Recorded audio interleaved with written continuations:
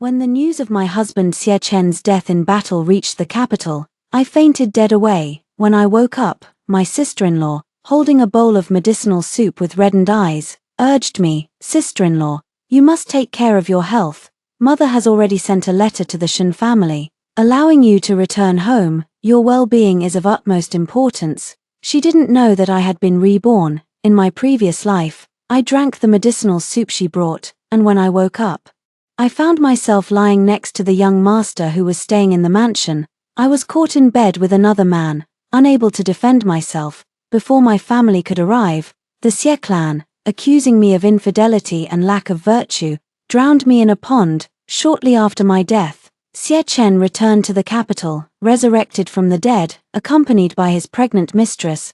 The mistress took my place as the legitimate wife, while Xie Chen rose 3 ranks in succession, soaring to great heights. The Shen family was condemned and criticized because of me, and my parents died of anger and despair. Reborn and back, I look at that bowl of medicinal soup. This time, whether I live or die doesn't matter. I want the entire Xie family to die with me. Sister-in-law, please drink this ginseng soup while it's hot. After drinking it, have a good sleep and you'll be fine. My sister-in-law, Xie Ruyan, stood by my bedside holding the medicine. That bowl of spiked ginseng soup steamed before me like a nightmare, the scene of being caught in adultery from my past life still vivid in my mind. Back then, it was Xie Ruyan who kicked open the door with others, let out a scream, and drew the mourners from the front courtyard. With reddened eyes, she accused me. "My brother's body is not yet cold in the grave. How could you commit adultery with our cousin in his very room? How can you face my brother? He gave his life for the country on the battlefield. Yet you betray him behind closed doors. Shen Ruyue, you have no shame." A tide of insults and accusations washed over me, drowning me. "Sister-in-law, what's wrong with you?" Xie Ruyan brought the ginseng soup to my lips. I feigned discomfort and pushed the ginseng soup away. "My mouth is terribly bitter. I don't want to drink it." Xie Ruyan smiled and said, "How could it be bitter? I made 2 bowls. I'll drink with you, sister-in-law."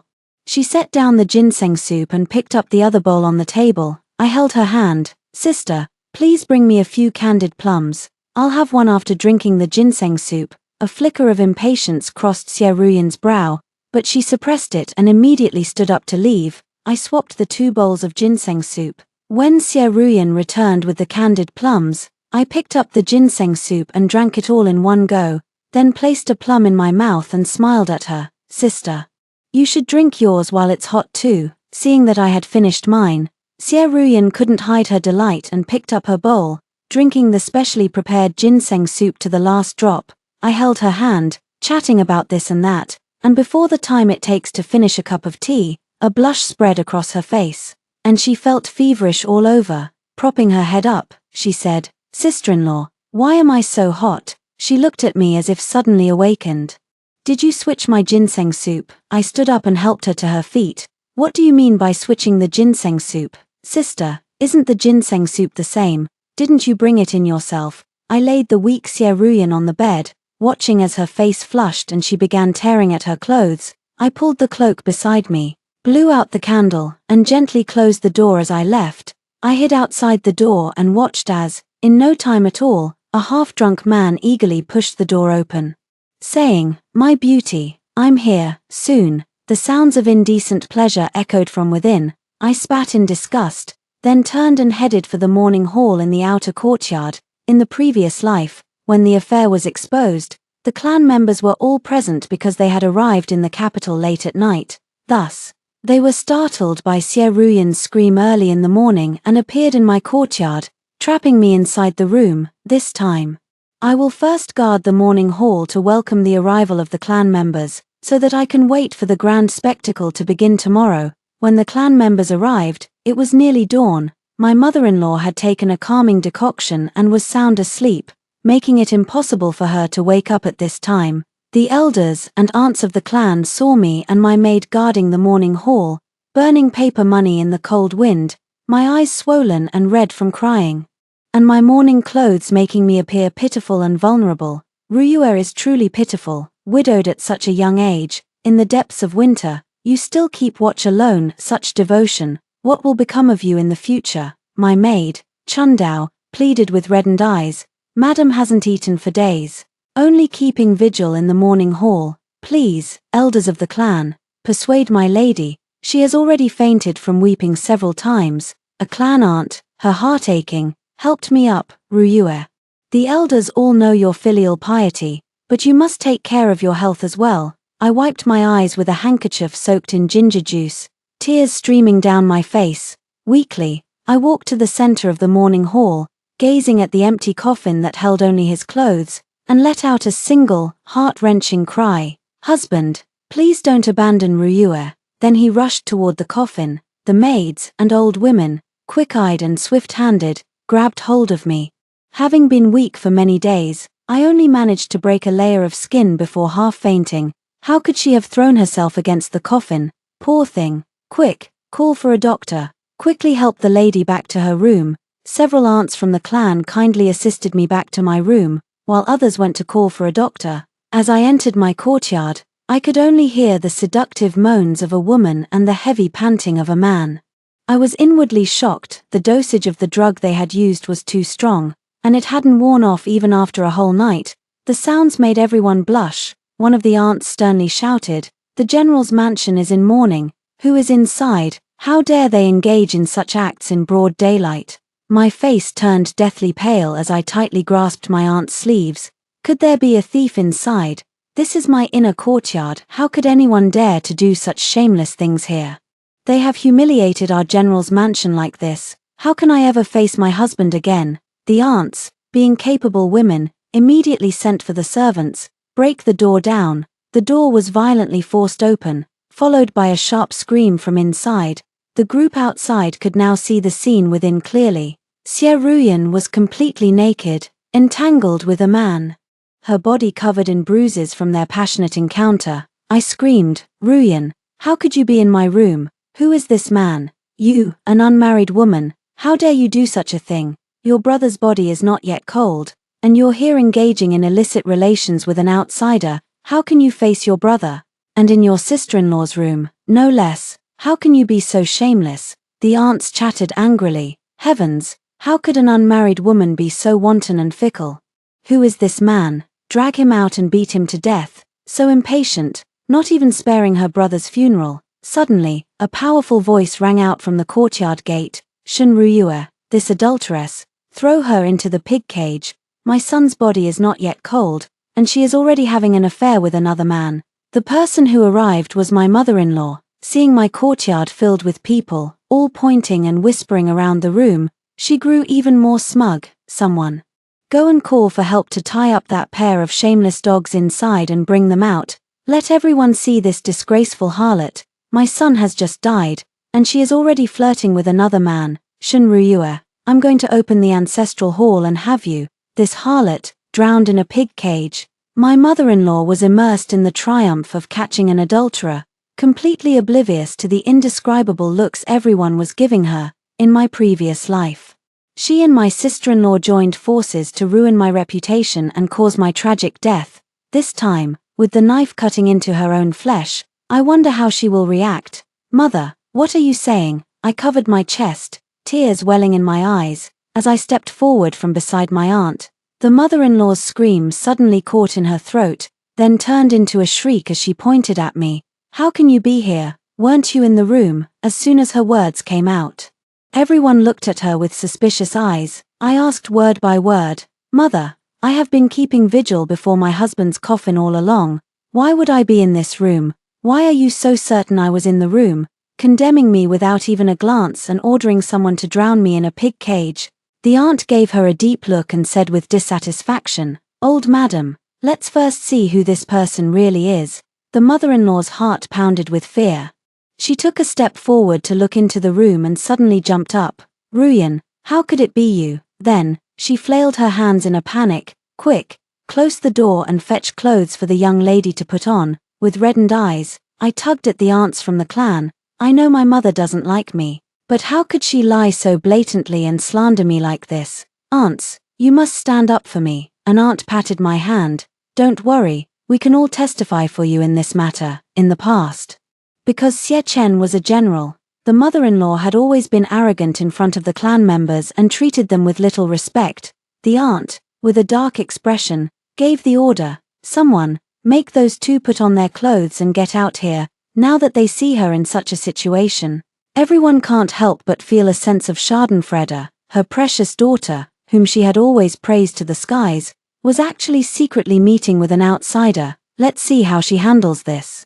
Xie Ruyan put on her clothes and, along with the man, was dragged out and thrown before the clan leader and everyone in the front hall. Everyone exclaimed in shock. The man turned out to be the nephew of the mother-in-law, Jiyu Jiping, who was staying at the general's mansion, a down-and-out scholar. He had been living off the general's mansion while preparing for the imperial examinations. The mother-in-law enjoyed helping her maiden family, and when her nephew arrived, she went out of her way to protect and support him, turning him into a spoiled second-generation noble. He spent his days chasing after women and idling about, with no intention of studying for the imperial examinations. Xie Ruyan had already tightly clutched her skirt, pointing at me and shrieking, "Shun Ruyue, it was you, you drugged me, you put something in the ginseng soup." My expression darkened. "Ruyan, ever since I married into the general's mansion, I have treated you like a younger sister. Why would I drug you? The ginseng soup was brought by you last night, and everyone in the small kitchen can testify to that, and I was also keeping vigil in the morning hall all last night.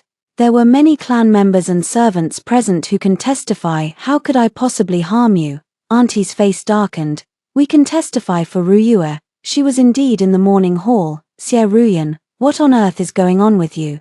I looked at Xie Ruyan with an expression of disappointment. "Ruyan, how could you be so foolish? You are the general's sister, a noble lady of the capital. If you like your cousin, you only need to tell the elders, and they will arrange a proper match for you with all the formalities. How could you engage in a secret affair? Now that your elder brother has passed away, you are the only legitimate daughter left in the general's household. How could you do such a thing?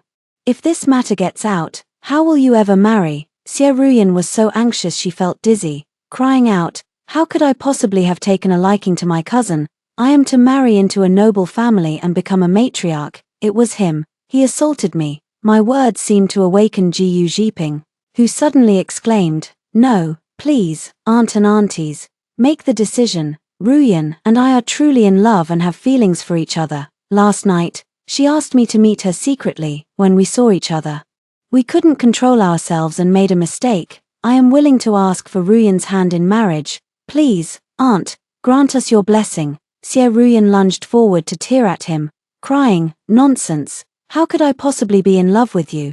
Jiyu Jiping thought that since the deed was already done, it wouldn't be bad to marry Xie Ruyan. He could then legitimately live in the general's mansion, and everything would be his in the future. He grabbed Xie Ruyan and held her tightly, saying, "Ruyan, have you forgotten how passionate you were last night? It was clearly you who took the initiative to invite me. Don't be afraid, I will definitely marry you." Xie Ruyan tearfully threw herself at her mother-in-law, sobbing, "Mother, I don't want to marry him. He's just a poor, useless scholar with nothing to his name and an empty house. I don't want to marry him." Mother-in-law's face turned ashen as she slapped her. "You fool, you can't accomplish anything but only cause trouble. If you don't want to marry your cousin, do you want to be drowned in a pig cage?" I stepped forward. "Sister-in-law, I know you've always admired your cousin's talent. If you marry him, I'm sure you'll be a harmonious couple. Otherwise, now that you've lost your innocence, death truly is the only way out." Xie Ruyan finally fell into despair, closed her eyes, and fainted dead away. I breathed a long sigh of relief in my heart. This time, it wasn't me who was called a wanton woman and drowned in a pig cage. I finally didn't have to return to the nightmare of my past life. In this life, I want to see how they will end up. Before the general's body had even grown cold, a woman in the inner quarters of the general's mansion was caught in an affair. At my signal, the news quickly leaked and spread. On the day of Xie Chen's funeral, as soon as the mansion gates opened, the curious crowd that had gathered outside was already waiting to watch the spectacle. My mother-in-law's face was ashen, dressed in mourning clothes. I supported her, but she pushed me away fiercely. "I don't need your false kindness. If it weren't for you, Ruyan wouldn't have ended up like this." She pushed me to the ground, and tears fell. I looked up at her, my face wet with tears. "Mother, It's all my fault. Please don't let anger harm your health. Yes, my sister-in-law's affair with an outsider was indeed due to my lax discipline as the general's wife. It wasn't wrong to say it was my fault. My ambiguous words made the onlookers whisper among themselves. Could it be that the one having the affair is the general's wife? It must be, otherwise why would the old lady be so angry? Why hasn't such a person been divorced and drowned in the pond? Even the general would be furious enough to come back to life. Adulteress, drown her in the pond, yes, put her in a pig cage and bury her with the general. The emotions of the crowd grew increasingly intense, and it seemed the situation was spiraling out of control. A commotion erupted from outside. The general has returned. The general is alive. Everyone turned in surprise to look behind them. A carriage had come to a stop, and as the curtain was lifted, the person who stepped down was none other than my husband, Xie Chen. He then turned and carefully helped a delicate, charming woman down from the carriage. Her prominent belly suggested she was about 7 or 8 months pregnant. I exclaimed in surprise, "Husband, you're still alive." Xie Chen saw me and was startled. Immediately looking up at my mother-in-law, she, disregarding everything else, rushed forward to grasp his hand. "My son, you've finally returned. If you hadn't come back, your mother and sister would have been driven to their deaths." I asked in a daze, "What do you mean by finally returned? Mother, didn't my husband die? Did you know he was alive? Were you waiting for him to come back all along?" My mother-in-law faltered for a moment, then snapped sharply, "Shut up. This is no place for you to speak." Xie Chen looked at me with icy eyes. "Shen Ruyue, you've done a great deed. I returned to the capital after narrowly escaping death, only to hear the whole city gossiping about a woman from the general's mansion having an affair with an outsider. It's fortunate I didn't die. If I had, this cuckold's hat would have been placed on my head. My death notice had only been out for a few days, and you couldn't bear the loneliness.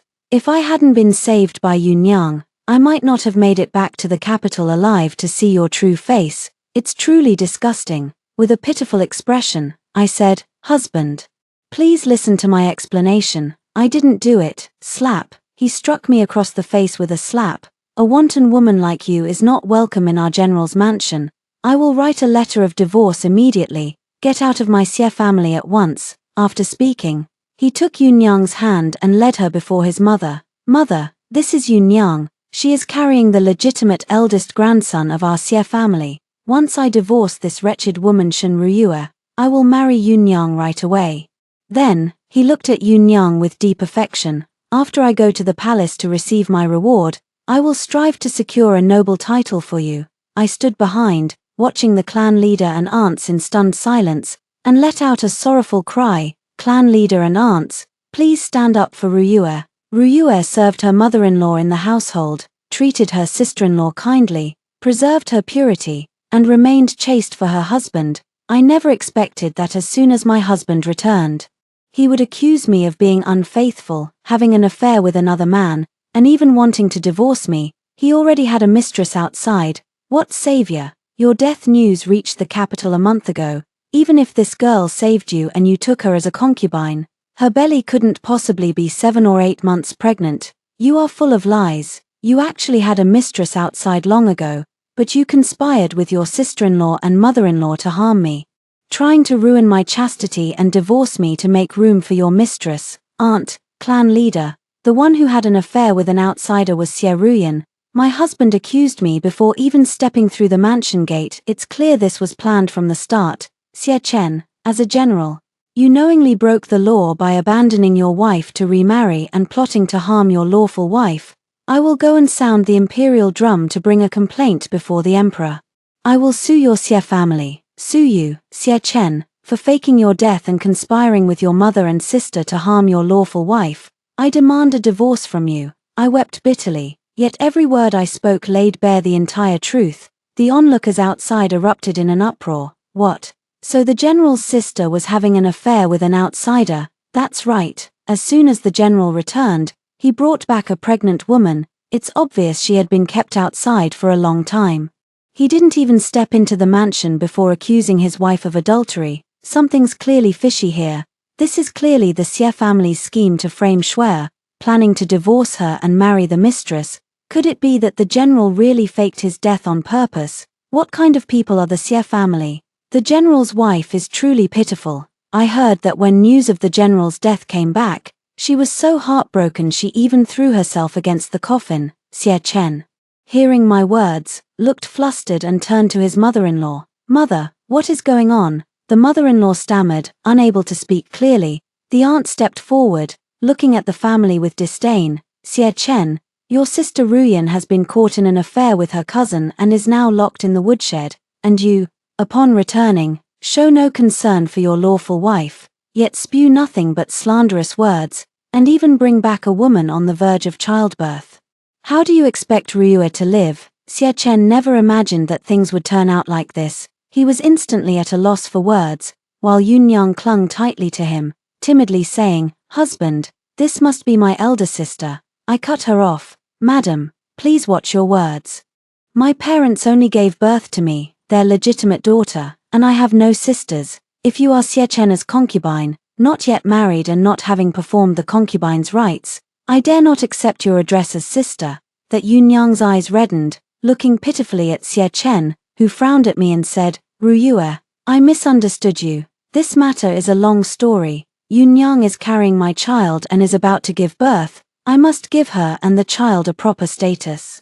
Now that I know it was a misunderstanding, I will not divorce you. You will still be the general's wife, but I must give Yunyang the status of a secondary wife, so that the child, when born, can be considered legitimate. She is also the daughter of an official family, and it would be too unfair for her to be a concubine. She does not look down on your family's background as imperial merchants and is willing to address you as a sister and coexist peacefully with you."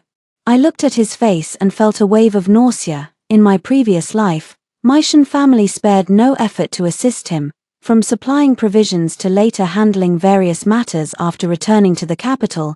He fed on the flesh and blood of the Shen family, yet looked down upon us, believing that as a royal merchant family, we were unworthy of the prestige of their general's household.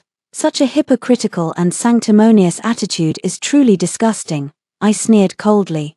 You want to abandon your wife and remarry, bringing a mistress into the household? Absolutely impossible. If you want her to enter this house, first sign this divorce agreement. I took out the divorce agreement I had prepared long ago and handed it to Xie Chen. My mother-in-law stepped forward, grabbing him and whispering, "You can't divorce her. You must cast her out. Her dowry must be kept." I heard my mother-in-law's words and shouted out loudly, "What?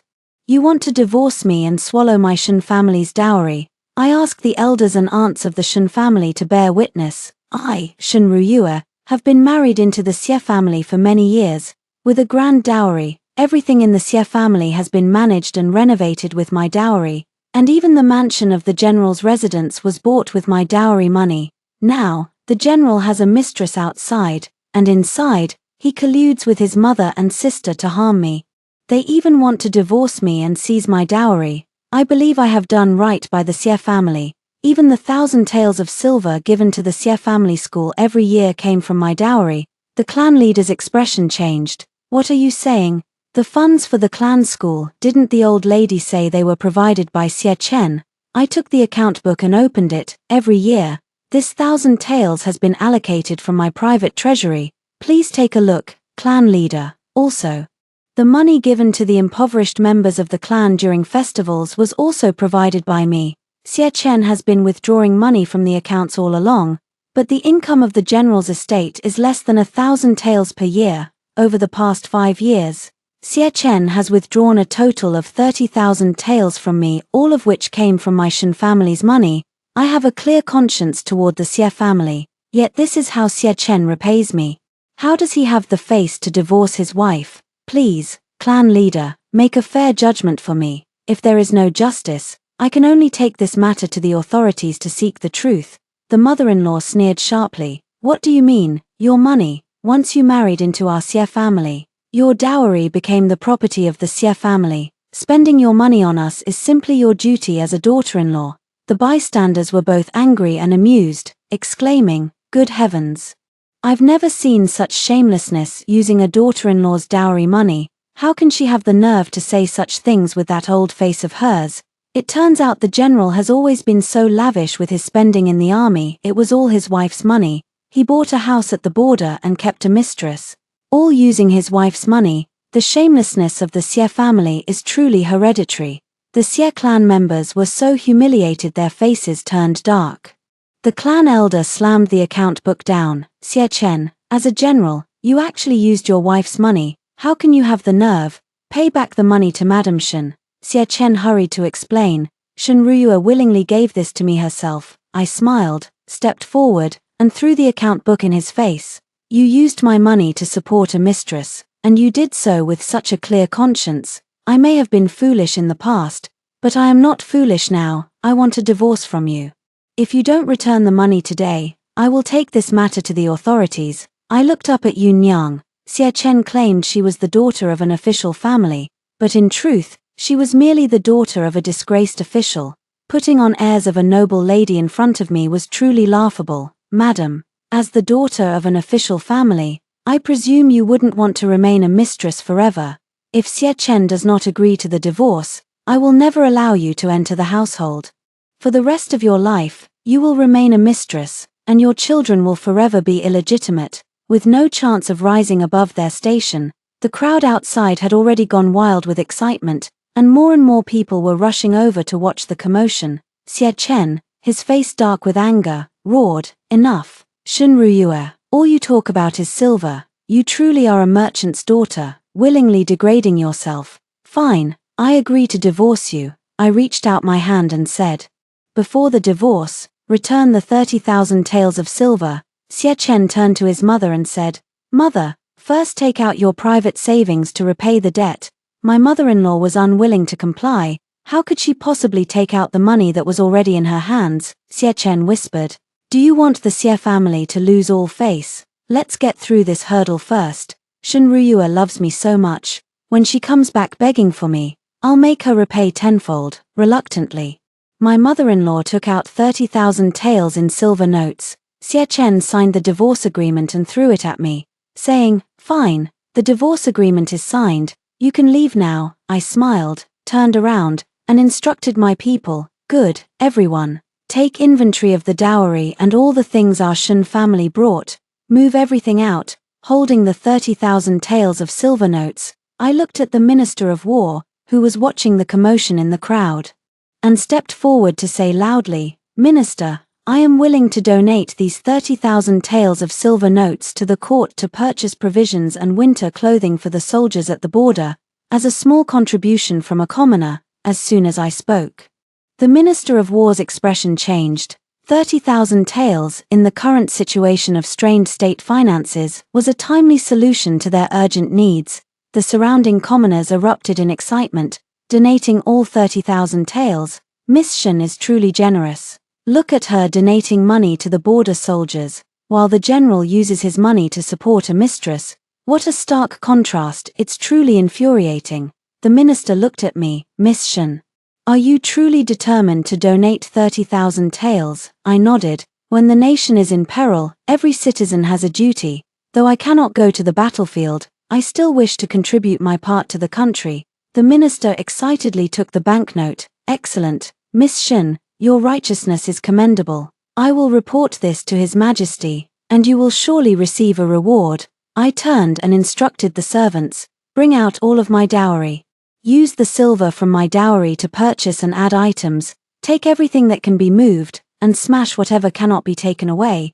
The mother-in-law screamed, "How dare you?" I sneered, "Why wouldn't I dare? It's my money, and I can spend it or throw it away as I please." Xie Chen grabbed me and said, "Shen Ruyue, if you go too far, there will be no turning back when you regret it. I won't let you through the door again." I pushed him away and said, You're only fit to be with your mistress. As for me, Shen Ruyue, you're no longer worthy." My nanny stepped forward and grabbed my mother-in-law's hand. "Madam, forgive my offense, but these 4 bracelets on your hand are all part of our young lady's dowry, as are this gold hairpin, this necklace, these earrings, and this hair ornament." As she spoke, she deftly stripped all the jewelry from the old lady, even taking off the brocade outer robe, because it was also part of my dowry. After my servants had moved everything away, the entire general's mansion was left with only a pile of old, worn-out furniture inside. The Shen family left in a grand manner, leaving only the Xie family standing there in disarray, while onlookers jeered. So, the Xie family has been relying on the Shen family's young lady all along. How shameless. The wife is leaving, and the entire general's mansion is in shambles. Serves them right. The Xie family members watched this scene unfold, their anger boiling over. The clan leader, thinking of the 1,000 taels of silver for the clan school each year that had now gone up in smoke, was so furious he felt dizzy. This is absurd. Favoring a concubine over the wife to such an extent is utterly improper. Let's go. With a flick of his sleeve, he led the clan members away. Xie Chen had returned from the dead, but he came back with a mistress who was about to give birth. The news of his divorce from the general's wife quickly spread throughout the capital. Meanwhile, my act of donating 30,000 taels of silver from my dowry was widely praised by the people of the capital. I brought the people back to the mansion the Shen family had bought in the capital. As soon as I entered the estate, I found that my parents had just arrived from Jiangnan. My mother hugged me and cried, "My Yue has suffered so much." We rushed to the capital as soon as we received the letter, but we still couldn't make it in time to stand up for you. When we heard about Xie Chen faking his death and favoring his concubine over his wife, your father was so angry he couldn't sleep for several nights. I held my mother tightly. "Mother, it's all over now. Your daughter is perfectly fine, living a second life and seeing my parents alive and well."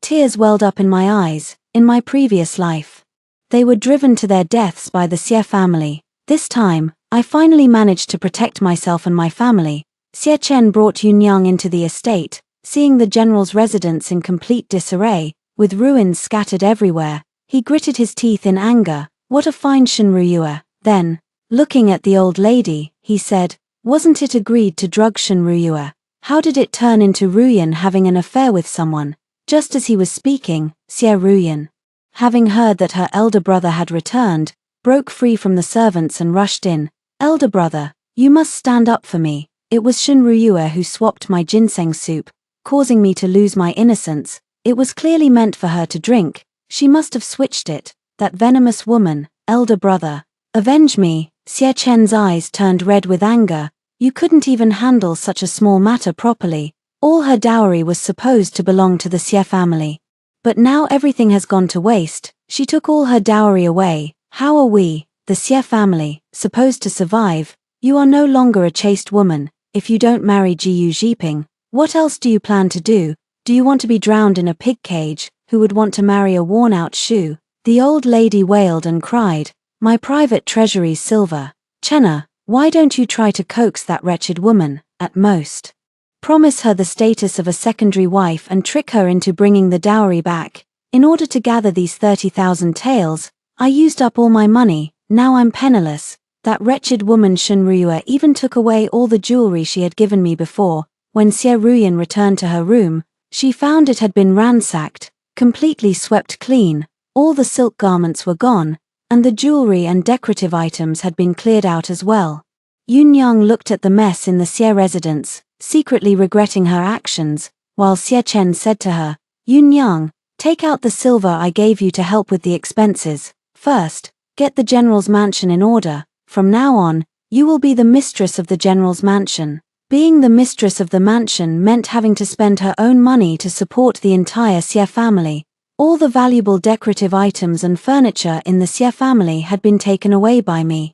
To maintain appearances, they had to be repurchased, and the silver in Yunyang's hands flowed out like water. Meanwhile, on the second day, Jiyu Zhiping made a grand show by hiring a matchmaker to propose marriage, causing a public spectacle. In front of the general's mansion, he proudly declared, "Miss Xie and I are truly in love. There is no such thing as an illicit affair. It's just that we are deeply fond of each other, and in a moment of passion, we made a mistake."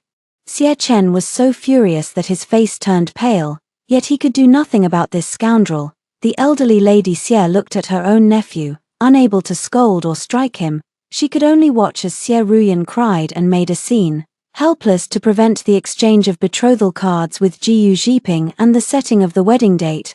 After faking his death and returning, Xie Chen was soon to resume his duties at court, expecting to be rewarded by the emperor for his achievements and promoted 3 ranks.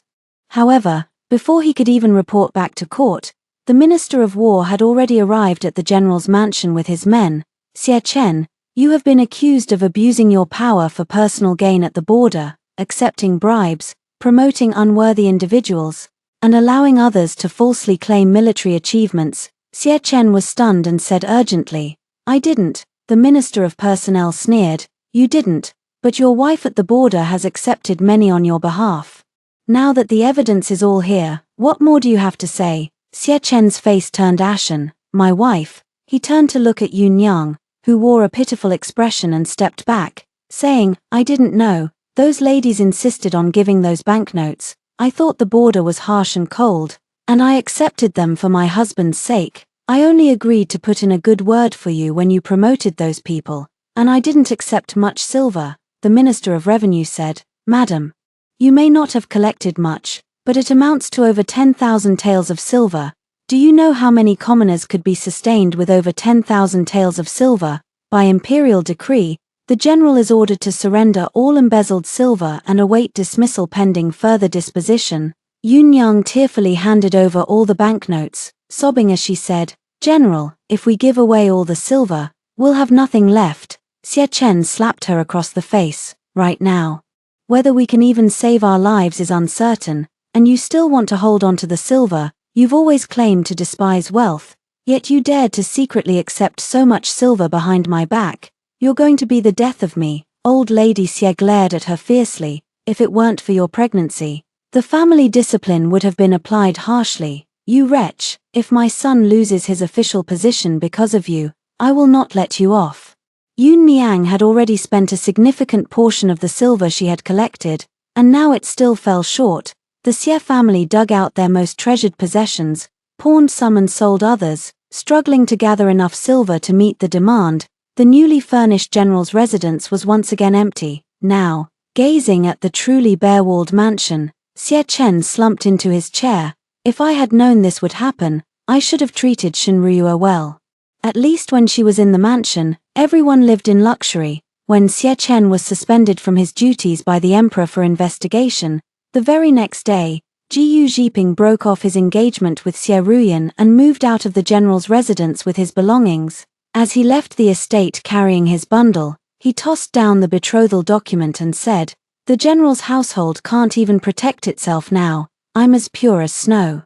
Lest you drag me down and ruin my chances of passing the imperial exams." He then looked at Xie Ruyan and said, "You've always wanted to marry into a noble family. Now I'm granting your wish. From now on, you and I will go our separate ways." After saying that, he rolled up his bundle and ran off on his own, leaving Xie Ruyan weeping and wailing. Now that her reputation was ruined and Jiyu Jiping had broken off the engagement, who would still marry her? When I heard these news, quite some time had already passed. I laughed, thinking the Xie family had finally met their day. In my previous life, after my death, my vengeful spirit lingered, and I inadvertently learned that Yun Yang had accepted silver behind Xie Chen's back. In this life, I will make them reap what they have sown.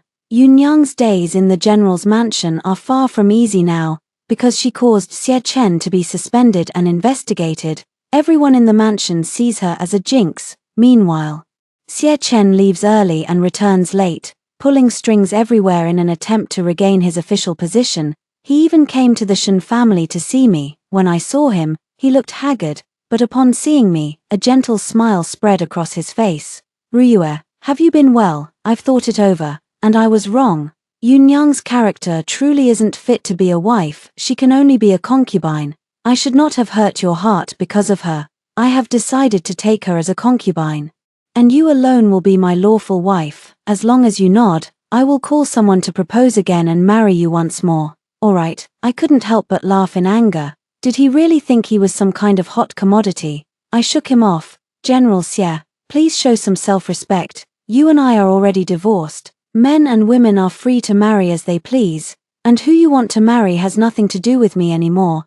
Thinking about how he had harmed me in my past life, I wished I could eat his flesh and drink his blood, yet here he was, dreaming that I still loved him and would fill this bottomless pit for him. Besides, the general's wife is about to give birth. It would be best for the general to rein in his thoughts and focus on comforting his wife. He grew anxious. How could she be considered a wife? She's just the daughter of a disgraced official, unworthy of the title. If you don't like her, I can send her away, to the estate, to the borderlands. Anywhere, she'll never appear before us again. Alright, I looked at him in disbelief. She's carrying your flesh and blood. How could you be so heartless? Xie Chen smiled. I knew you cared about this. Don't worry, I'll only cherish our children. She's just a concubine, a plaything. It doesn't matter where she ends up. Husband, what are you saying? Are you abandoning me and our child? Yun Niang, heavily pregnant, had actually followed him and now stood behind him. Her eyes red as she stared at him. My maid stood by with a clever look on her face, clearly having intentionally let her into the mansion. Xie Chen angrily said, So what, haven't you already caused me enough suffering? It's already good enough that I haven't divorced you.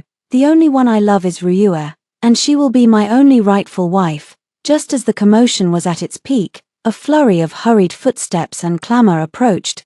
The imperial decree has arrived. A eunuch entered the mansion holding an imperial edict. By the mandate of heaven, the emperor decrees, Shun Ruyue, the legitimate daughter of the Shun family, harbors loyalty to her family and country, selflessly donating 30,000 taels of dowry silver.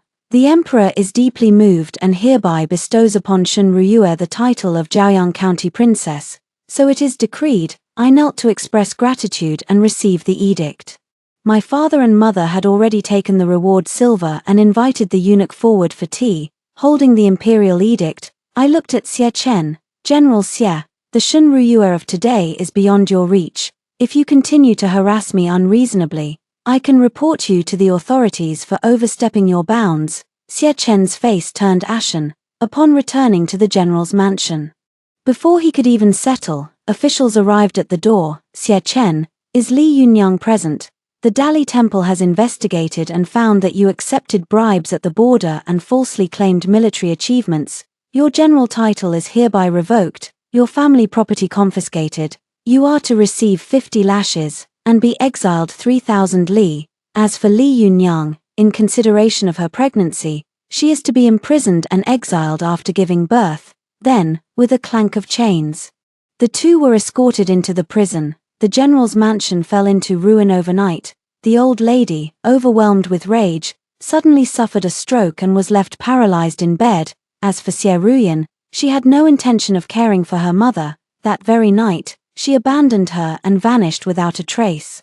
The general's family property was confiscated, leaving only an old servant who escorted the old lady to the family temple. Within half a year, she passed away. As for me, I had no desire to remarry. I took over the family business from my father and managed it with great efficiency. With the title of county princess, I enjoyed privileges that others did not, and soon the business flourished even more. The Shun family's shops became renowned throughout the country, and each year, I donate 20% of the Shun family's profits to charity halls to aid the poor and needy. Gradually, everyone began to praise the princess of Jiaoyang County as a great philanthropist. In the winter, heavy snow fell in the capital. I sat in a warm carriage on my way to inspect the charity hall's porridge distribution. Yet, among the queue, I spotted a familiar figure, Xie Ruyan. Dressed in tattered clothes like a beggar, the maid noticed my daze and asked what I was looking at. I smiled slightly and said, Nothing, just something not worth mentioning. The carriage continued forward, and I smiled. From then on, my future was bright, with no more old sorrows to weigh me down. After hearing the first story above, what are your thoughts? Feel free to share your opinions in the comments section. Next, there is another similar story. Let's continue to see. In the third year of accompanying my husband in his exile to Lingnan, the imperial court issued a pardon decree. My once considerate husband suddenly became very careless. He accidentally wrote a divorce agreement with me, and then carelessly drafted a marriage certificate for himself and his childhood sweetheart, so that the two of them could return to the capital together, free from their crimes. I didn't cry or make a scene, I just forgot to tell him. This pardon document was issued to me. Without me, he can never return to the capital. It was my carelessness. I absent-mindedly wrote a divorce letter while practicing calligraphy, and I'm afraid I won't be able to take you with me this time. Xiao Jingyan's tone was light, as if he were discussing some amusing village gossip with me. I accompanied Xiao Jingyan in his exile to Lingnan for 3 years. where we were enlisted into the military to cultivate army fields. Life was simple and hard, but we lived in harmony. I thought we would continue like this forever. But ever since Song Lianyue was also exiled here with her family, the usually considerate Xiao Jingyan became careless. He finally managed to get a peck of rice, but carelessly poured it into the rice jar of Song Lianyue, who lived next door. I had been eating cornbread with him for a long time. The fish soup that our neighbor, Aunt Sun, gave me was also delivered to the wrong house by him. It wasn't that I didn't get angry with him, but he just looked remorseful and said, "I've been too busy lately, and I get so dizzy that I tend to be careless." If I continued to pester him, he would look disappointed. "Ruoyun, you weren't so petty before. Is it because that person is Song Lianyue?" The bitterness in my heart was instantly caught in my throat, unable to rise or fall. On the eve of the Xiao family's downfall, they were rejected by Song Lianyue. Xiao Jingyan was deeply shocked for a moment. I was the head maid by Lady Xiao's side, forced by her to marry Xiao Jingyan. On the night of our wedding, I was shackled and exiled together with him to Lingnan.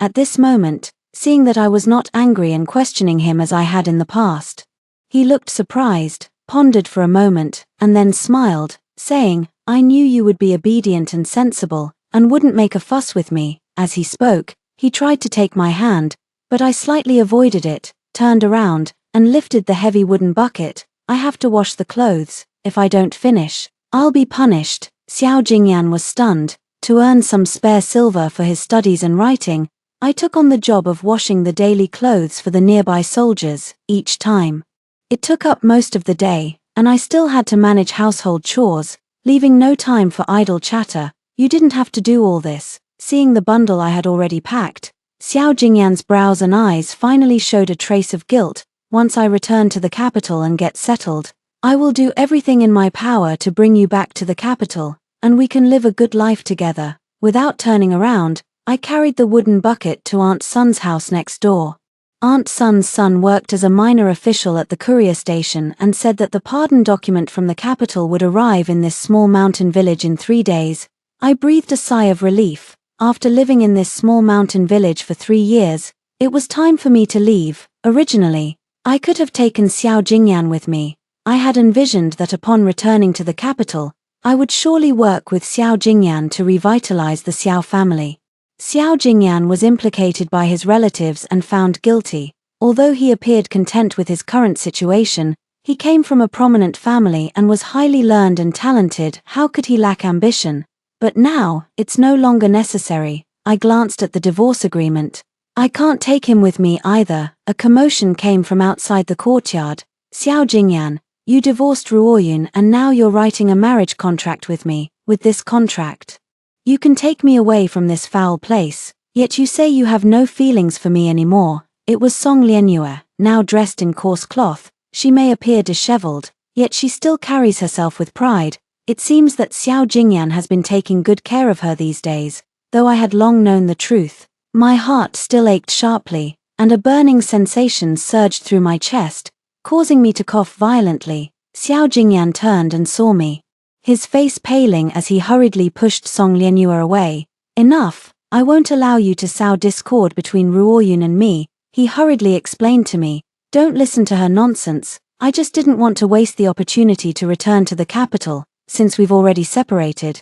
I arranged a marriage contract with her afterward, so I could bring her back with me as well. It was just a convenient thing to do." Seeing that I remained silent, he slightly furrowed his brow. "I didn't tell you because I was worried you'd get upset again. You haven't been feeling well lately, and I was thinking of you." I sighed softly. "Aren't you afraid that the pardon might be a false rumor?" Song Lianyue sneered. "I heard yesterday that the pardon documents for you have already been issued. What would a servant like you know?" Xiao Jingyan also looked at me disapprovingly. "My return is already a foregone conclusion. You used to be the one who most hoped I could go back to the capital. Why are you saying such discouraging words now?" The two of them stood together, their coarse cloth clothes unable to conceal the pride accumulated from years of living in comfort and privilege. "In the end, I am not worthy." I didn't want to argue further, as the truth would be revealed in 2 days anyway. Now I want to go inside and taste the mixed grain soup made by Aunt Sun even more, as I won't be able to have it in the future. Song Lianyue, however, didn't want me to leave. She stood tall and blocked my way. "I heard you have medicine for coughs. Hurry up and give it to me." Xiao Jingyan stepped in front of me, his face darkening. "Ruyun has been sick for so long.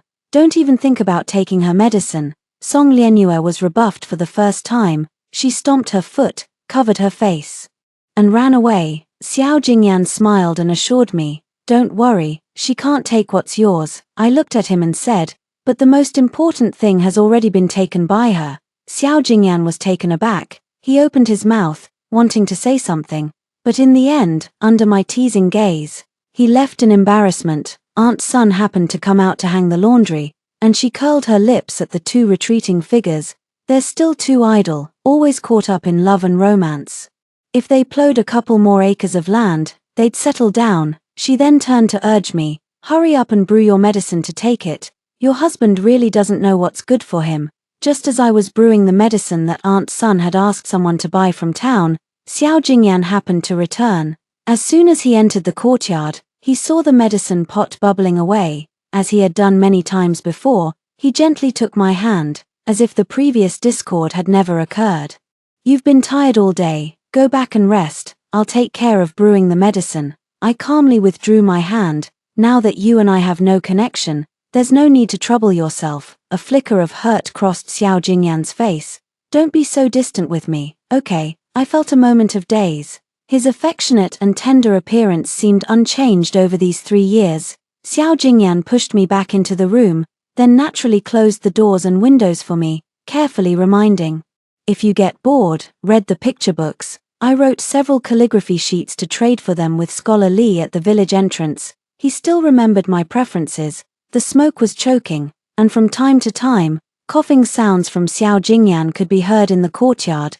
Before Xiao Jingyan was exiled, he was born into a prominent family, with a handsome appearance and a humble demeanor, making him the dream lover of many young women in the capital. As a lowly maid like me, he was a moon I could never reach. In fact, I had not signed a deed of sale at the Xiao residence. The pressure from Madame Xiao was, more often than not, my own choice. Seeing someone who was once out of reach fall into hardship, I always want to lend a hand. When I first married Xiao Jingyan, he was indifferent to me. The hardships of the exile journey were tough, but I gritted my teeth and endured them, even helping him take care of his family. Gradually, he became more sincere toward me, and his eyes reflected only my image. I thought that despite my misfortune, I was also fortunate. Over these 3 years, we have worked together from sunrise to sunset, like the most ordinary yet loving couple. 3 years of caring for each other and intimate moments were not false. When my emotions were in turmoil, what Xiao Jingyan brought into my room was a cup of light tea. He said with a look of guilt, "I was too careless. I poured your medicine into Song Lianyue's bowl. We share a kitchen, so it's easy to be negligent. Now that Song Lianyue has already taken the medicine, we can't make her vomit it out. This tea can also help soothe your cough. Why not drink it for now?" Careless again. I thought I no longer cared about his carelessness, but a dull ache still rose in my heart. I looked at him with clear eyes. "We are all under surveillance, and going out to buy or sell is incredibly difficult. The village doctor took my pulse and said if my cough couldn't be cured within a month, it would harm my heart." Xiao Jingyan was there at the time, and he was clearly so worried. At that moment, a woman's voice full of reproach sounded from outside the door. "Xiao Jingyan, you said drinking this medicine would cure my cough, but why do I feel even worse after drinking it? You said this medicine was hard to come by, that Ruoyun pawned her mother's heirloom and waited several days to get it. That's why I drank it without a second thought." My mocking gaze made Xiao Jingyan abruptly lower his head. He seemed somewhat flustered. "Ruoyun, I just thought that since Song Lianyue is new here and not used to the climate, if her cough flared up again it would harm her health. I was only helping her out of our past friendship. Please don't overthink it." I smiled gently. "It's all right. I don't blame you, because I had already taken the medicine for my cough earlier." Xiao Jingyan had just breathed a sigh of relief and wanted to say something to me. Suddenly, Aunt Sun's exclamation sounded from outside the door. "Miss, did you drink the estrus medicine I brewed for my sow? Then you'll have to compensate me if I can't have piglets this year." Xiao Jingyan's face instantly changed color, and he immediately rushed out of the room. I shook my head helplessly. Soon there would be another storm to face. when Xiao Jingyan came to find me again. His expression was as dark as water. He stepped closer to me, step by step. Did you do it on purpose? I helplessly spread my hands. I was just helping Aunt Sun decoct the medicine. You never asked me what medicine I was brewing, and I had no idea you would serve it to Song Lianyue. I paused, looking at him with a half smile. I didn't know you would be careless again. A flicker of embarrassment crossed Xiao Jingyan's face. He sighed, his eyes filled with disappointment. Ru Yun, you used to treat me with sincerity and never played any petty tricks. Although I was careless and made a mistake, I thought that after 3 years of being together day and night, we were the most sincere people to each other. Song Lianyue is a noble-born daughter from a prominent family. Yet she carries the status of a convicted person, staying in this place surrounded by wolves and tigers. It's hard to guarantee her purity. If she loses her purity, she will die. I'm only helping her out of consideration for our past affection. I looked up and asked him, what about me? How can I, a lone woman, survive here on my own? He was taken aback for a moment, then chuckled. All these years, haven't you been fine? Is that so?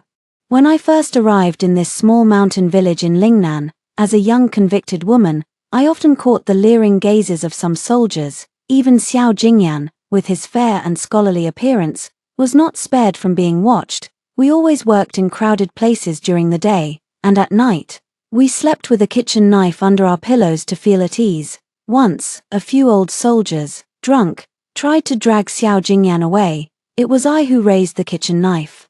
Threatening to die together with them, my blood-soaked appearance might have frightened them. Only then did those old soldiers give up. Later, with the help of Aunt Sun's son, who mediated for us, we finally had fewer of these troublesome matters. To make it look convincing that time, I did cut my own arm, and to this day, there is a hideous scar. Xiao Jingyan held me in his arms and grieved all night. He solemnly promised, it's my fault that you've suffered all this. If there's a chance to return to the capital, I will definitely take you with me. Xiao Jingyan suddenly turned my face to make me look directly at him. Ruoyun, can we ever go back to the way we were? I looked at him with a bitter smile. What do you think? Xiao Jingyan swayed slightly, and finally let out a long sigh. I have overestimated the bond between us after all. Though I felt somewhat helpless, I was leaving anyway, so I should make things clear with him. After 3 years of marriage, Xiao Jingyan had indeed been considerate and attentive to me. I poured him a pot of coarse tea and gestured for him to sit across from me. Xiao Jingyan's brows relaxed slightly. I knew there was still room for us to turn things around, but then, the sound of tables and chairs being overturned came from next door. Xiao Jingyan frowned, yet he remained seated upright. It's been a long time since we've had a proper talk. The commotion next door grew louder. With faint sounds of crying and fussing, Xiao Jingyan finally stood up. Ruoyun, I'll go take a look and be right back, I reassured him. The medicinal soup was diluted with water. At most, it would just make someone feel a bit feverish for a while. If she's acting out, it might just be a performance. Xiao Jingyan frowned. How can you judge her like that? She's a young lady of noble birth. Her constitution is not something you can simply assess. He finally stood up. I'll go take a look. We can discuss our matters later. I let out a sigh and stopped him. The pardon document was written for me. If you want to return to the capital, you have to. Ruoyun, don't make a fuss. I know you're resentful about not being able to return to the capital, but making up nonsense just to keep me here is truly unpleasant. It seems I was right not to take you back to the capital. Your vision and breadth of mind are still no match for Lianyue, who comes from a noble family. I hope you can cultivate your character and refine your temperament before I return to fetch you. The faint anger in Xiao Jingyan's eyes made my words catch in my throat. Forget it. No amount of good advice can save those determined to perish. From next door came the occasional sounds of things being thrown, low roars, and a woman weeping. It was quite lively, yet I remained completely unaffected, simply drawing diagrams with my pen. When my father was alive, he had the good fortune to travel to the south and, drawing from ancient texts, developed his own unique insights into flood control. During my 3 years in Lingnan, whenever I had free time, I would observe the local terrain and waterways. Half a year ago, a flood broke out in the southernmost part of Lingnan. I had Sun Da Niang's son deliver my flood control methods to the local county magistrate, and soon the river channels were dredged, effectively preventing further flooding. At the same time, I also presented other flood control plans. To reward me, the court pardoned my exile sentence. Unfortunately, just as I was about to share this good news with Xiao Jingyan, he wrote a letter of separation. The next day, Xiao Jingyan appeared at my door, looking utterly exhausted. His eyes were bloodshot, but they lit up the moment he saw me open the door. He rushed forward and embraced me, his voice hoarse. Ruoyun, I've taken care of the mistake you made yesterday. A wave of nausea rose in my stomach. I pushed him away and nodded indifferently. I heard you. Xiao Jingyan's face flushed with shame. Ruoyun, she's been feeling unwell ever since she drank your medicine. I had no choice but to do this. She is a pure and innocent girl. I originally only intended to bring her back to the capital, give her a title, and settle her somewhere. But now I must marry her in the true sense. I will write the marriage certificate for her right now. Xiao Jingyan spoke. A flicker of pain crossing his face. Ruoyun, I am only atoning for your sins. I felt somewhat irritable, hoping only that he would finish speaking quickly and not disturb my new design ideas. I said, do as you wish. Xiao Jingyan's face lit up with joy. I know you are inherently kind-hearted and capable of recognizing and correcting your mistakes. Ruoyun, I need your blessing. I raised an eyebrow slightly. How exactly do you want to fulfill it? Xiao Jingyan looked hesitant.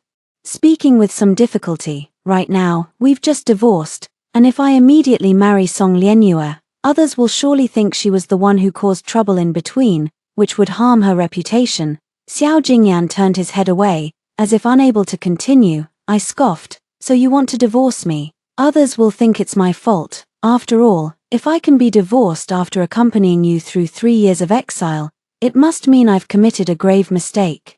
Xiao Jingyan hurriedly explained, Lianyue has always been proud and cares deeply about her reputation. She doesn't want to bear the blame. Only if I divorce you will she agree to sign the marriage contract. Then what reason will you use to divorce me? Xiao Jingyan turned his head away, his voice barely audible. We'll just say you were involved with old Zhong, and I'll divorce you for that. I looked at Xiao Jingyan in disbelief, not sure if he knew what he was saying. 3 months ago, Xiao Jingyan injured his arm while working in the fields. The village doctor said that if the wound wasn't treated with medicine within a day, it would become infected and endanger his life. There was no wound medicine in the village, and old Zhongchu was the overseer in charge of our group. He was known for his lecherous nature but had access to medicine, so I did go to plead with him. Xiao Jingyan, you know full well that it was the medicine I obtained by promising old Zhongchu to take care of his paralyzed mother for a month that saved you. Xiao Jingyan lowered his head, clenched his fists, seemingly struggling, but soon let out a long sigh of relief. Ruoyun, as long as I know you are innocent, that's enough. After all, it's just something written for others to see. Once Lianyue and I are married, I will inform everyone that it was all a misunderstanding. Dream on. The divorce letter requires both parties to sign and seal it, and I will absolutely not sign. Xiao Jingyan closed his eyes. Ruoyun, are you really going to make things difficult for me? In the past, you were always the one who couldn't bear to see me in distress. Why have you changed since Lianyue arrived? Are you still wary of her after all? Watching Xiao Jingyan's resentful retreating figure, I let out a bitter laugh. I even wondered whether I should tell him the truth, that it was I who had been pardoned from exile, so as to spare him from false hope. The first to come and persuade me was Xiao Jingyan's sister, perhaps thinking she could return to the capital soon. Xiao Jiaojiao changed into a brand new cotton dress. In my mind, my sister-in-law has always been Sister Lianyue. How could a coarse servant like you be worthy of my brother? I ignored her and continued drawing, seemingly provoked by me. Xiao Jiaojiao snatched my paper and tore it to pieces. I didn't indulge her either, slapping her across the face. Get out. She covered her cheek, glaring at me with hatred. We'll leave this wretched place soon. Only you will die poor and lonely here, a sinner for life. Xiao Jiaojiao was young and often fell ill, on the journey into exile. I took care of her day and night, finding food for her. Otherwise, with her frail health, she would have struggled to survive. She had held my hand more than once, saying how fortunate she was to have me as her sister-in-law, that it was only because of me that she and her brother had hope for the future. How did it change so quickly now? Can these people really only share hardships but not prosperity? Xiao Jiaojiao has lived too comfortably these past 3 years. I pitied her for being young and did all her work for her. Without me in the future, she'll realize how hard life in exile is. I shook my head and stopped dwelling on it. Aunt Sun told me that the pardon document has already reached the northern part of Lingnan. Freedom is getting closer and closer to me. There was another commotion next door. Song Lianyue hanged herself, but he was soon rescued by Xiao Jingyan. I was drinking the chicken soup that Aunt Sun had reluctantly decided to make.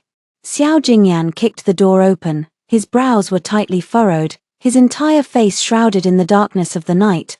Lianyue nearly died. Ruoyun, you have a life on your conscience. In the past, you would bandage even a wounded bird. How have you become so cold-hearted now? Lianyue has a proud nature and is used to doing as she pleases. She only has one request, can't you just grant it to her? I almost laughed out loud. We are all exiled criminals, yet she still does as she pleases.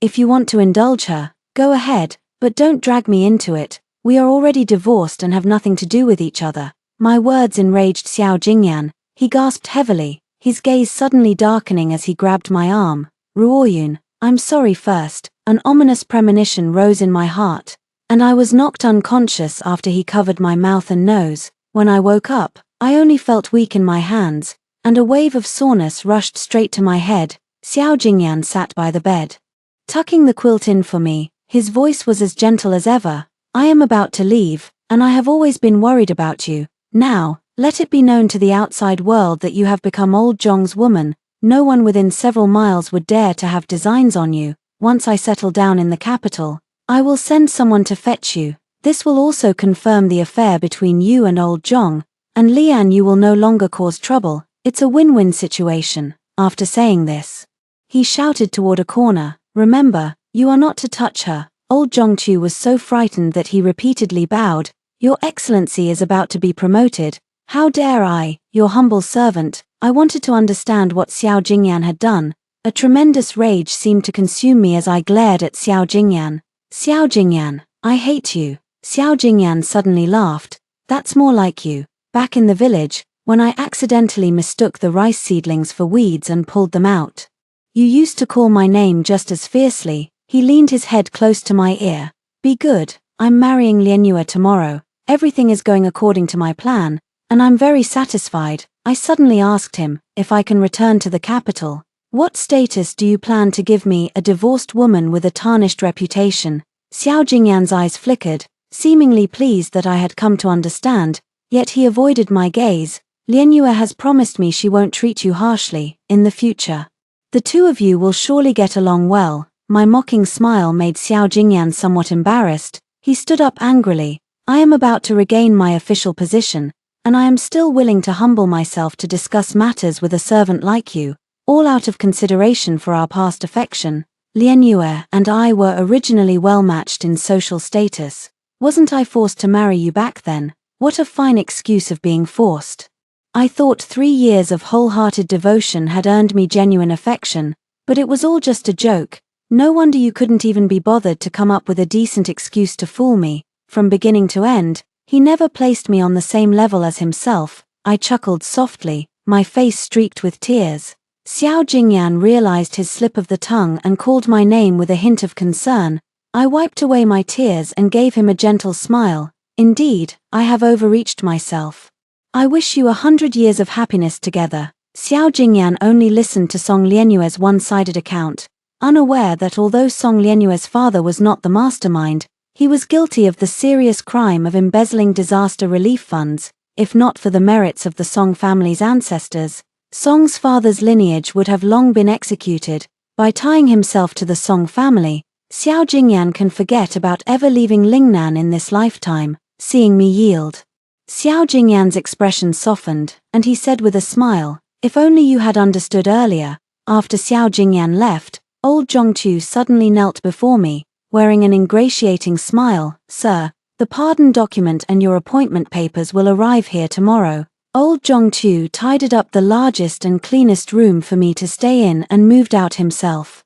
That's fine. Not seeing those few people on the last day put me in a great mood, but someone didn't want to leave me in peace. We still haven't received the pardon document, so we remain tenant farmers, needing to work all day long. I was digging for wild vegetables when Song Lianyue stood in front of me, casually remarking, "To be honest, staying in this small mountain village is quite nice, no scheming or plotting, and the scenery is endlessly beautiful. Why are you so determined to leave?" I gazed at her quietly. "Are those words truly from your heart?" Song Lianyue snorted coldly. "Of course, if it weren't for Brother Xiao insisting on marrying me, I really wouldn't want to leave. Being the mistress of a wealthy household isn't easy either. Well, since this place is so good, then stay here for the rest of your life and enjoy the scenery to your heart's content. You will surely get your wish." Xiao Jingyan slowly approached, and the smug expression on Song Lianyue's face turned into her usual aloofness. "I, Song Lianyue, never take advantage of others' weaknesses. Do not provoke me with your words." Xiao Jingyan's gaze turned dark as he looked at me. "Ruo Yun, you will still need to rely on Lianyue to survive when you return to the capital in the future. Why bother arguing with her?" I swung the sickle forcefully. "A good dog doesn't block the way. You're stepping on my wild vegetables." Both Xiao Jingyan and Song Lianyue were so frightened that they quickly stepped back. The military officer in charge of us heard the commotion and immediately stepped forward, shouting at the two of them in dissatisfaction, "Are you so idle that you've cleared all the weeds?" Xiao Jingyan thought the news of his impending pardon had already spread far and wide, and he frowned. "Why must you be so hostile? I'm about to return to the capital." The army commander spat contemptuously. "As long as you're under my jurisdiction, you follow my orders. Since you have so much free time, go fertilize the fields today." The army commander was burly and imposing. Xiao Jingyan wanted to argue further, but Song Lianyue tugged at his sleeve, forcing him to relent. The army commander tossed a wooden bucket over and urged, "You're not allowed to go back until you finish the work today." In the past, out of respect for Aunt Sun's son, Xiao Jingyan had never done such dirty work, going to the dry toilet to fetch fertilizer and spread it in the fields. The smell alone was enough to make one vomit. Xiao Jingyan instinctively turned his gaze toward me. In the past, I would have gone to Aunt Sun to say a few kind words. Now, I just kept my head down, digging for wild vegetables, thinking about how fresh the wild vegetable egg drop soup would be for dinner.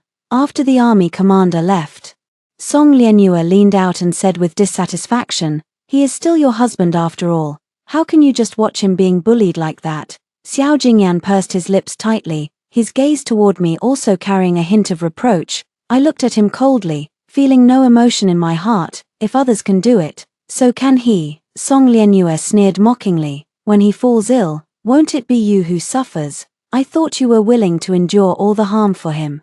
My blood boiled as I realized Xiao Jingyan had even shared the most intimate bedroom banter with Song Lianyue. I calmed myself and looked at Song Lianyue with a half-smile. "Now he's your husband. Since you care for him so much, why not help him carry manure? The more you do, the less he has to." Song Lianyue was left speechless and went off to hoe the fields, holding her nose. I had already gathered a full basket of wild vegetables and was heading home, feeling as if someone's gaze was following me from behind, still too idle. In the evening, as I passed by Song Lianyue's room, I heard a commotion coming from inside. "I've already washed it 3 times. There's no smell at all." "No, it's smelly. Go wash again." Song Lianyue, "This isn't your mansion where you have everything. Aunt Sun was right all day long. It's this love and that love. Plow 2 more acres of land, and you'll settle down." I packed my bags again. "Tomorrow, I'm leaving." Early the next morning, Xiao Jingyan kept glancing toward the door, his eyes flickering with impatience. He was waiting for the pardon document. I went to Auntie Sun's house for breakfast, but was interrupted. Xiao Jiaojiao looked triumphant. "We'll return to the capital tomorrow. If you were abandoned, with your reputation in tatters, you might as well hang yourself with a rope." I replied calmly, "Oh. The food and clothes you've had these past 3 years were all earned by my so-called improper labor. If you care so much about your reputation, you might as well hang yourself with a rope." Xiao Jiaojiao immediately flushed with anger, throwing the scattered silver she had saved over the past 3 years and the clothes she had packed at me. "Take it back. I find your things filthy." I calmly picked up the coarse clothes and scattered silver. Xiao Jiaojiao couldn't sew clothes. Nor did she have the money to buy ready-made garments. Everything she wore was stitched by me through sleepless nights, hoping she could rely on this single set of clothes for the rest of her life. Xiao Jingyan returned from outside the courtyard once again, his expression displeased. Jiao Jiao is childlike at heart. Why bother arguing with her? The sound of horse hooves came from outside the door. Song Lianyue and Xiao Jiaojiao both smoothed their hair and wiped their faces with handkerchiefs. Song Lianyue even took a moment to shake her head at me. So this is how you mistreated your sister-in-law before? It's truly a lack of upbringing. I should never have given up the marriage to you, letting you act so high and mighty here. I revealed my hands, covered in calluses and chilblains. Exactly. Back then when you saw the Xiao family in decline, you immediately came to propose marriage. This is the good life I've had, working in the fields from dawn till dusk, laboring by lamplight at night, while you continued to live as a pampered young lady. If it weren't for your father's corruption, which led to your exile, you wouldn't have even glanced at the Xiao siblings, would you? I clapped my hands again. The Xiao family is ungrateful, and you, Song Lianyue, climbed the ladder by taking advantage of the situation. You two are truly cut from the same cloth. The truth that the three of them deliberately avoided facing was laid bare by me.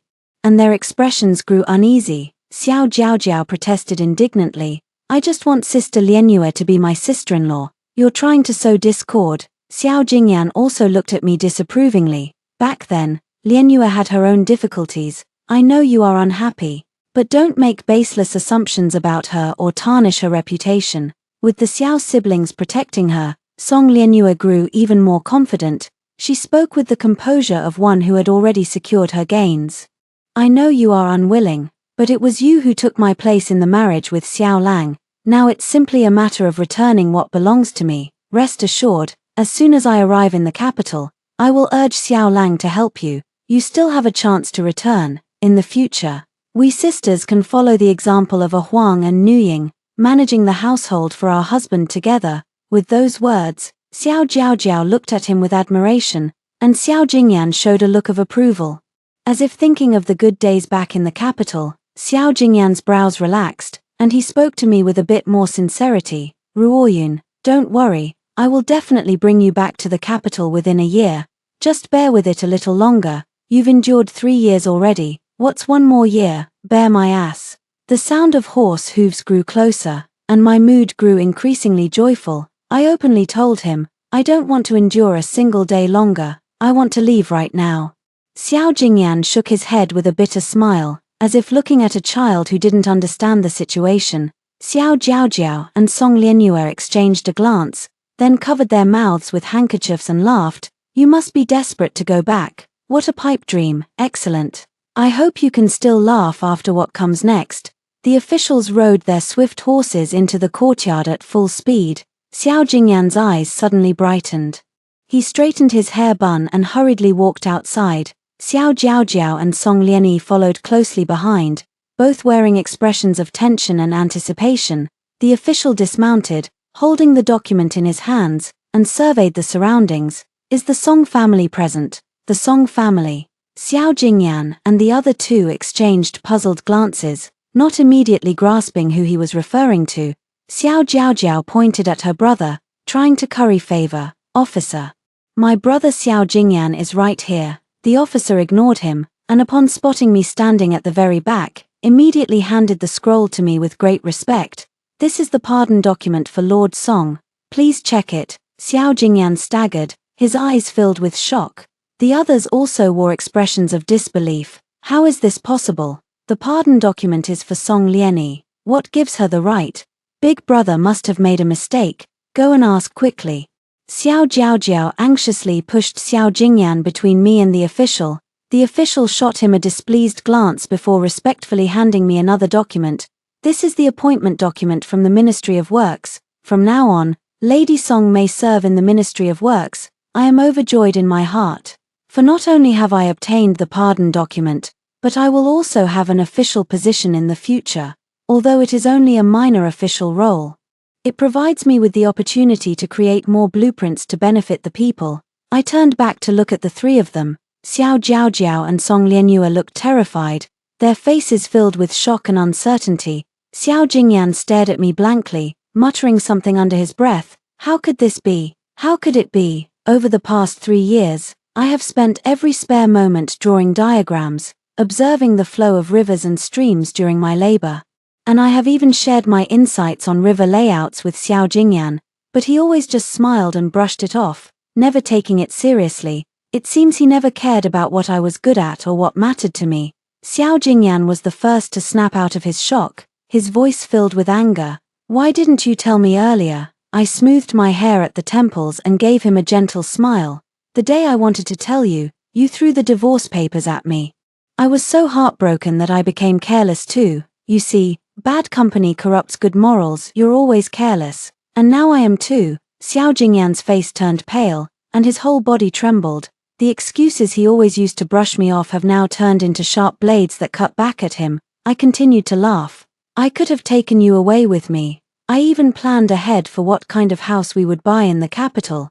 But I can't take you anymore.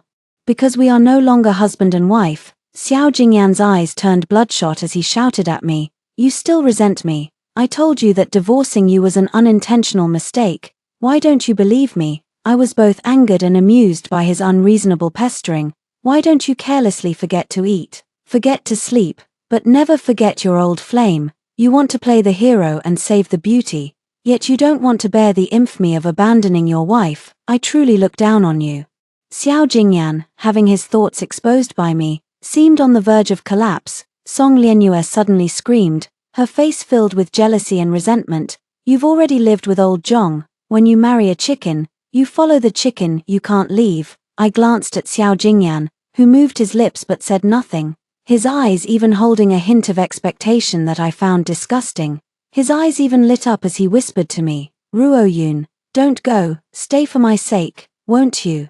Let's go back to how we were before, with the husband leading and the wife following. Alright, I looked down at him with disdain. What kind of criminal dares to speak such nonsense? Xiao Jingyan looked at me incredulously. I had never spoken to him like this before. Old Zhongtu rushed in from outside, frightened, and knelt before me. I only offered my own house for the Lord to stay in. How could I dare to disrespect the Lord? I returned to old Zhongtu's house to pack my things.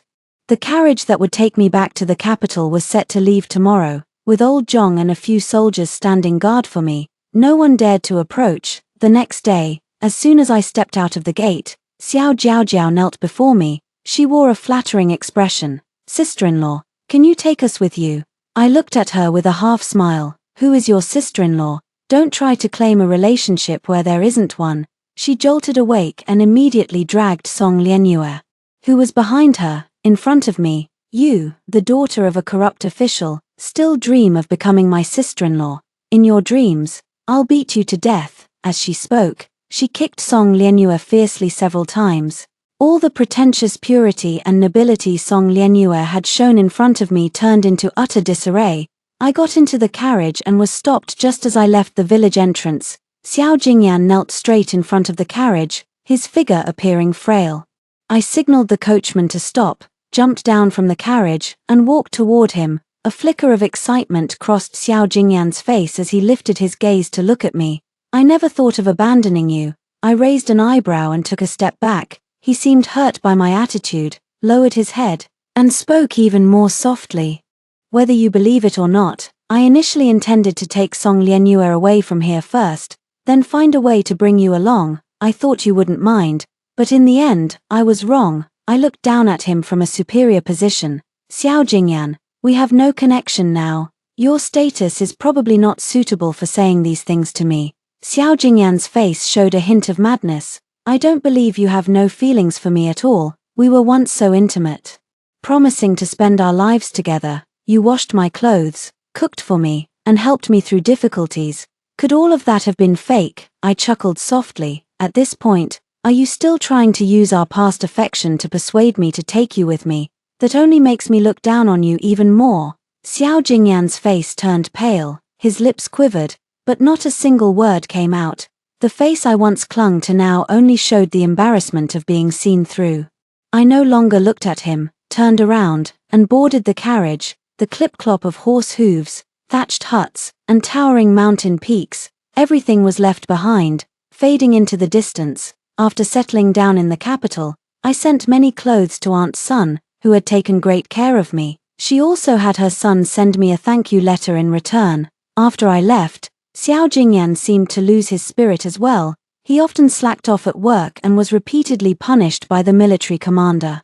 Leaving his body covered in scars, Song Lianyue willingly let herself fall into depravity. To avoid labor, she became the military commander's mistress and often competed with Xiao Jiaojiao for his favor.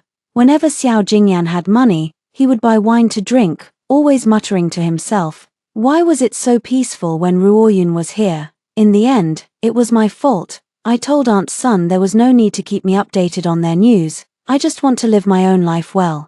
After hearing the two stories above, what are your thoughts? Feel free to share your opinions in the comments section. Looking forward to hearing from you. If you liked this story, don't forget to like it, share it, and subscribe to my channel. See you next time.